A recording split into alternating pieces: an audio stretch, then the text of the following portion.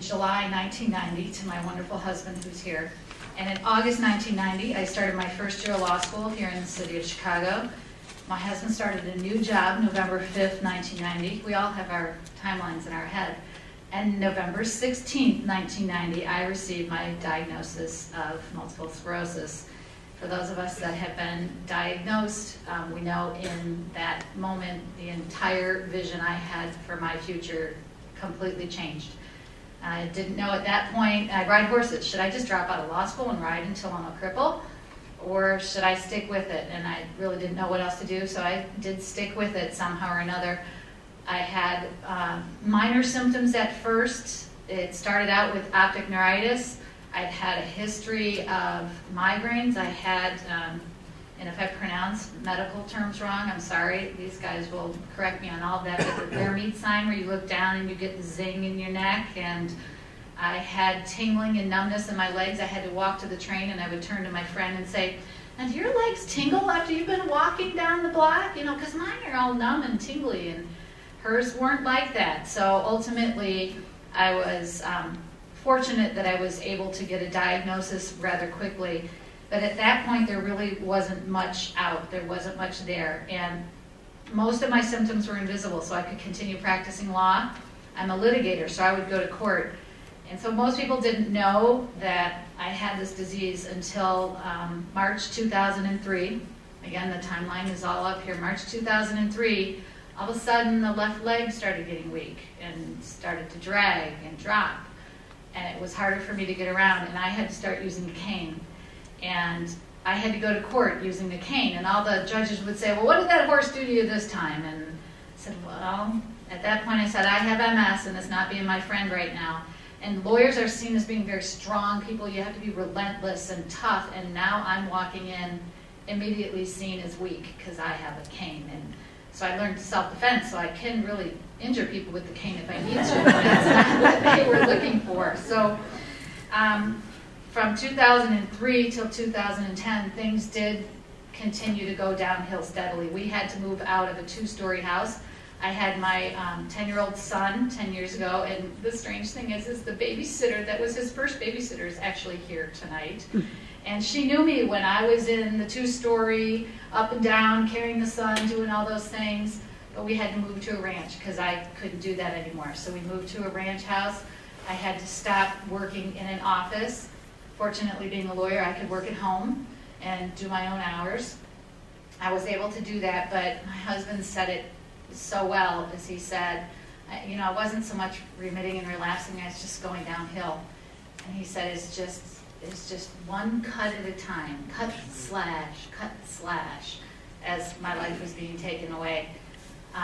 In January last year, 2010, my grandfather and one of my best friends had passed away, and I was at his wake.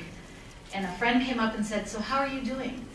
And I, you know, my standard response, "Well, good days and bad days, but I look fabulous, and that's really all that matters." So, you know, deflect and do all of those sorts of things. And he said, "Well, you know, I've got a nephew that has MS, and he's recently learned something about jugulars, and he had the scan, and so that's all I needed because you know, education is power to me." So thank God for the internet, for everybody here that we know that. And I was on the internet, yes, Facebook, you name it, Facebook, blogs. I created a 3-ring binder. I think most of these doctors probably received emails from me. How do I get in a study? And I was so frustrated trying to, how do I get into a study? And I was just so frustrated, and my husband said, "That's just not like you." So normally when you're faced with a challenge like this, it's everybody else get out of the way and you're going to find a way. And when Sharon asked me to give the patient perspective, I had tears in my eyes to think that last year I was frustrated, and here I am staring at these brilliant men in front of me. It's going to bring tears to my eyes to think years later, here I am, and we're all going to learn about this. I've had the procedure twice now. The first one, and I found out through CCSVI locator that Hubbard Foundation was taking patients, and it was that night. They got the email from me, and I had everything set up, and I pulled my kid out of school. It was a great vacation for him because Legoland and SeaWorld and all of that. And out we went, and I had my first Hakey protocol, and I was out with friends when I got the results, and it was a toast. Yay, I have CCSVI! Everybody toasts, and we were so happy. And so it was Labor Day weekend, so we went to Legoland, we went to SeaWorld, and my husband pushed me in a wheelchair because I couldn't do all of that walking. That was just too much for me. So he pushed me in the wheelchair. And then Tuesday came when I had the procedure done at Del Mar Vein Clinic, where Dr. Ponick is from. And for those of you that don't know, Dr. Ponick is the one that did the procedure for Devin Hubbard, Dr. Hubbard's son. So I figured if he's good enough for Dr. Hubbard, he's good enough for me. And so I had the procedure done. And if you haven't had it, you don't know, it's an easy procedure. I mean, compared to what we've all been through, this is a walk in the park, and the sedative is wonderful. And they have you hold your breath, and then, you know, you can hear a crackling sound.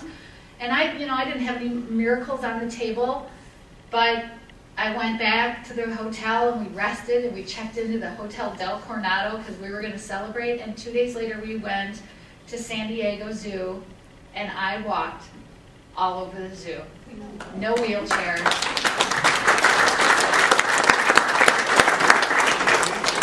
And I brought my cane, because there's some uphill there, and I really wasn't in very good shape. So I had my cane for that, and it was real. And so, of course, the tears and the thankfulness, and I had my toes on my left foot were curled over, my left leg would flop. And after the procedure, about a week later, I'm home, and I'm going, honey, look at this. And my toes are straight, and I can open them and close them. And I can ride my horses now without having to have like rubber bands strap my feet in the stirrups because I couldn't feel them and I couldn't control my legs.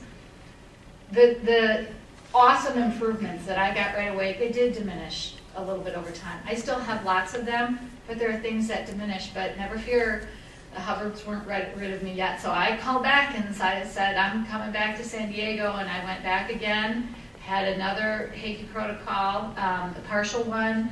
Went in the venography, and again, I was restenosed. They opened me right up again. I didn't have those awesome results as I did from the first time. I started noticing, like around Valentine's Day, I had a lot more stamina, and I was able to walk a little bit more. And, you know, I saw a comment on one of the forums that said, if this is a placebo, I'll take a placebo once a month, thank you very much. And, you know, it's the same thing for me. If it was a placebo, believe me, those that know me know I am a really strong person, and if I had anything to say about it, I would not have MS. There is no way. And I think most of us can feel that way. I will be going back for a third treatment and a fourth and whatever it takes, because these people here have given us hope. And Dr. Sclafani came out of retirement because he decided this is something that is worthwhile, so somebody else cares about us.